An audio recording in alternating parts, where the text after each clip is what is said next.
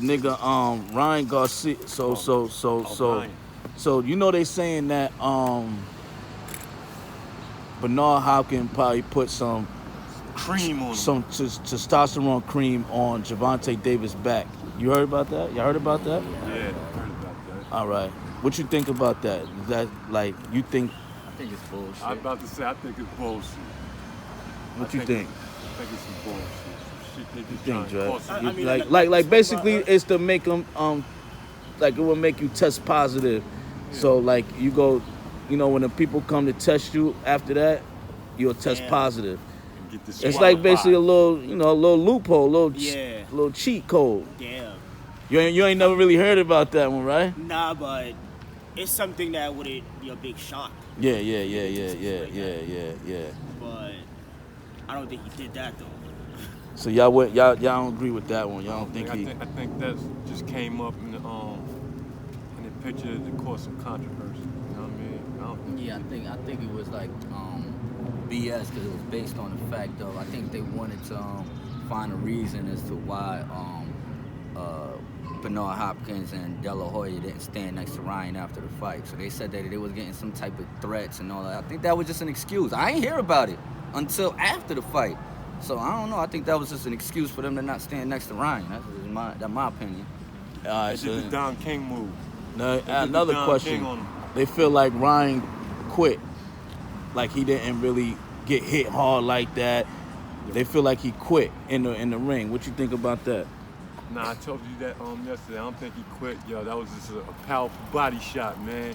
And once you get hit in the ribs like that and your wing get knocked out, yeah, it happens a lot. Well, back in the days, Roberto Duran was nice for doing that to people.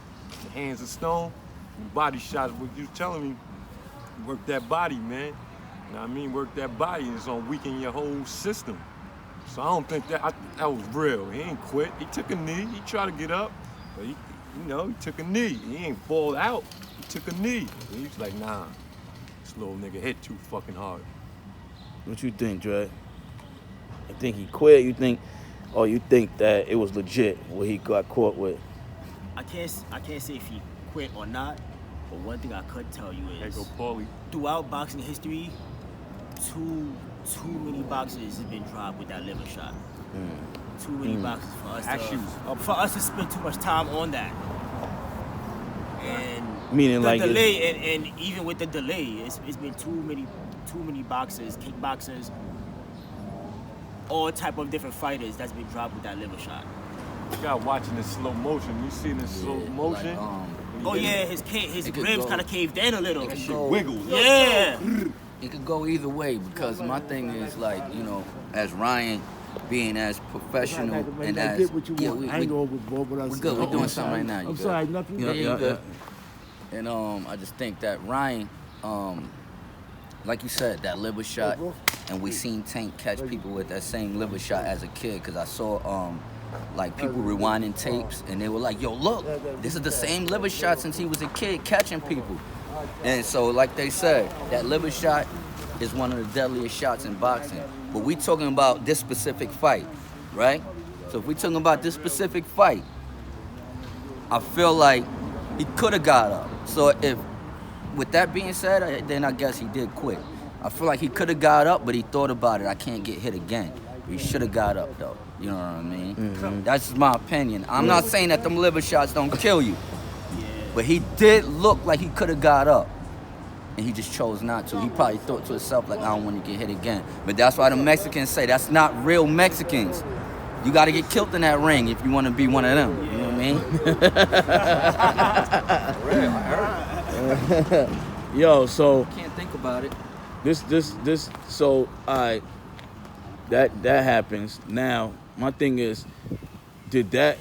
After watching a couple of Tank fights, I'm pretty sure y'all watched a couple of his fights. Mm-hmm. Would you say that looked like his toughest fight? Hell, nah. Probably looked like one of his most awkward, maybe, because it looked awkward. Like the fight looked kind of awkward. But as far as like one of his toughest fights, I think I seen him in a tough. I think the pit bull fight was tougher, and I think even I think what's his name, Linares.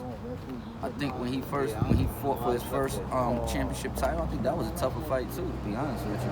Yeah, so that ain't look like it's tough. I think Ryan should have listened to his coaches a little more, man. I think he should have been listening to his coaches because he was kind of swinging wild. Give you that question because I'm waiting for that one. Yeah, Well, good. You already started it. Yeah, he was swinging kind of wild, he was he was like trying to go for the knockout. Know what I mean? Instead of boxing, can't box a nigga that masters sweet All science. right, wait, hold on. Yeah. Before you go into that, right? Because this is what my other question was. Joe Goosen, which is Ryan's trainer, he said that in all other words, Ryan is not coachable. I can tell. Yeah. Like he got without even hearing that. Like you got to partner with him. Yeah, like you got to be his assistant coach. And he went out there slugging. You know what I'm saying? He wasn't boxing. He was slugging. So now, with that being said, what do you think about that coaching? Like you just said about the way he was moving in the ring. I could tell he's young and he's hard-headed. You know what I'm saying? You train for this. I mean, you ain't street fighting. You train for this, and your trainers they see what you're not doing. They looking from the outside in. You know what I mean? He wasn't listening in the corner. Gotta listen, man. To be honest with you, that makes me feel like, did he do this to say he did it, or did he do this to win? That's the question, man. Like, did he think he could win this fight, or he did it to say he fought Gervonta Davis? Yeah, for the purse. You know what I mean? I wouldn't even say the purse too. He knew he was gonna get a bag, but I mean, to put it behind him, because him and Tank, they kept mentioning, because I seen him on the plane when it was like Ryan is landing for the fight. He was jittery as hell. He was just like shit. He was nervous as shit. So I you know what I mean? I don't know. I don't know if he believed that he could win that fight. I don't think he even really believed it. Like, you know, be honest with you. You know what I'm saying? He sure did when he had the weigh-in. He would have a whole bunch of confidence. But you can see through that you know. Yeah. When it comes to the shit talking during the weigh-in, you could tell who's just doing it for the show. It's just little shit that made me wonder. Like, even he approached Tank and said, "Yo, can we be friends after?" Like, I understand all that. That's cool, but it's like, just wait till after the fight. Yeah, but piggyback on what you just said, to put the shoe on the other foot. Shakur Stevenson was trying to say, like, she was trying to make it seem like Tank kind of cop out with that hydration clause and all that nonsense bullshit I never even heard of and all this shit. So. But Tank just said that shit. He said, "Yo, I'm gonna knock him out." But you know what? Just getting back to that, we can get to that. To answer that question though, about the Joe coaching. Guzman said that Ryan he was basically not even coaching him. He was just there, basically just watching him and telling him, "Oh yeah, that's good. That's not good." And Ryan didn't listen. A lot of times, and Ryan's main thing is he always got his chin up. What happened in the second round? What happened? Boom! With his chin up. And then after that, the body shot. I think after that, he was just like, damn, he caught me in my chin, he caught me in my body. Fuck it, I'm done. He was like, ain't nothing, I'm done. I do feel like it was a quit. So about about the coaching part, what you think about that? He looks like that type. Yeah. He looks like that type that's more like a big kid. Yeah. You know what's sad though? That's really what it is. Speaking of that, because now we gotta kids go don't back listen. to what Canelo said. Kids don't listen. Canelo said the same thing. Hey. Canelo said the same thing about him. He said, yo, dude is just not disciplined enough. Canelo is Mexican. Ryan is Mexican. For Canelo to go for Gervonta before the fight, set it off for me. He already know how he acts in the gym. It's not gonna be enough. Not against somebody like Gervonta. Listen, I said this before. Somebody to put somebody against Davis and count on that person to beat him, it can't be a super skillful fighter. It has to be a real tough fighter. Like a fighter, even if you're not swinging 100 miles an hour and moving around him a certain way, it has to be somebody that could get hit. Like, that could get hit hard as fuck and act like he didn't even get hit. Yeah. It has to be somebody like that. It has to be somebody. It can't be somebody. It can't be a dude that haven't really fought somebody as tough as Davis. I'm gonna raise my hand. Hold on. Next, so the next question is. Before we go into that all right, question, go ahead. Tank Davis, he's the best right now. For Tank Davis, who's next? Shakur Stevenson. Probably Devin Haney. Say Devin Haney. And I feel like Shakur is there. I ain't taking either one of those two. I'd be cool with that though. Any one of those two. How does he do with Shakur? What you think? What you mean? You saying you think Shakur should be next, right? Yeah. Why and how you think he do it? They kind of equivalent. They styles is equivalent to me. They both got like that same fire. That they got that same type of style. You know what I mean? And plus, I just want to see two black dudes go at it. Man. I'm keeping it real.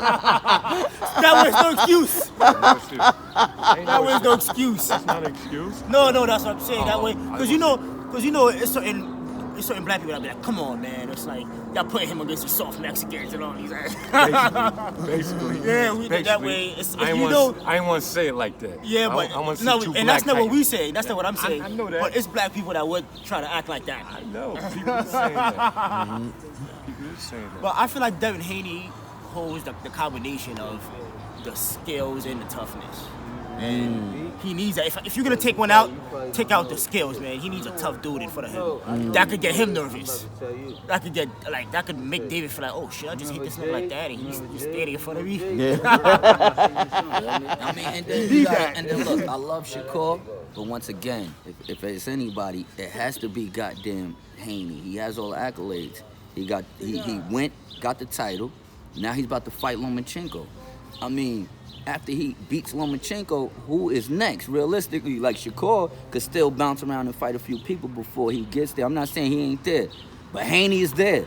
After he fights Lomachenko, it has to be Tank. Like, it has to be. You know what I mean? Who else? You know what I mean? Because if you do the lineup, Lomachenko lost to Teofimo. You know what I mean? Teofimo lost to the Australian dude. What's his name? Kambosos. Mm-hmm. Kambosos lost to Haney. Haney's the man right now, especially if he beats Lomachenko. It has to be Tank. That's in my opinion. You feel me? All right, so we move on to Ryan. Who's next for Ryan? Rolly. Yeah, not so good. Now, let me ask you, why? Why Rolly? Because they both lost the Tank, and they'd be a good. You know what I mean? They good could get comeback, right? a good comeback. It'd be a good comeback for either one of them that would win that fight if they did fight. Who you think did better against Tank? Him or Rolly? Rolly. Yeah, I would say that too. I think Rolly just threw more. I went to the fight. I got it on my phone. So who's next for Ryan? Damn, it's hard. It's hard to Good call it questions, because right now a lot of people don't even want to see him fight. They don't want to pay for it. A lot of people don't even want to see him fight. I've A lot heard of people that. was pissed off. I've heard They don't that. want to pay for it. And it's not because he lost, but people felt like he quit before he even Everybody got say- hit with the body shot, just from him everybody not say he throwing quit. much. A lot of people felt that way. Well, I heard And we were saying that. Like, we was like, yo, why is this nigga not throwing? Why is he just When standing in got front of hit, him? I mean, he was kind of nervous. it's a legend right now called Julio Cesar Chavez. He's one of them that's saying he don't even want to see Ryan fight. Yeah, I'm not surprised. What? I'm not And he Mexican. Yeah, Julio Cesar said that. Yeah. Because everybody think he bowed out. They think he quit. Before he even, but like I said, before the body shot, That's crazy. he wasn't throwing much. It's like he was And you know, moving Mexicans forward stick together. to try to show that he's not scared. But once he got in front of him, it's like he was waiting for Tank, and you can't be waiting for somebody like Tank. You can't wait for somebody like Tank. So Ryan, who you think is next for Ryan? Hey, yo, I ain't gonna hold you. That Rolly fight sounds great, but I really was thinking more like maybe like Teofimo. Only reason because that's gonna be a fight that's gonna make us respect Ryan if he beats Teofimo. And not only that, Ryan is talking about moving up to 140. That's what Teofimo is at. Ryan is basically saying he don't really want to fight at 135 no more. So if you want to move up to 140, meet the man that just moved over there, which is Teofimo. And y'all both took a L, you know what I mean, when people felt like y'all should have won or whatever the case may be.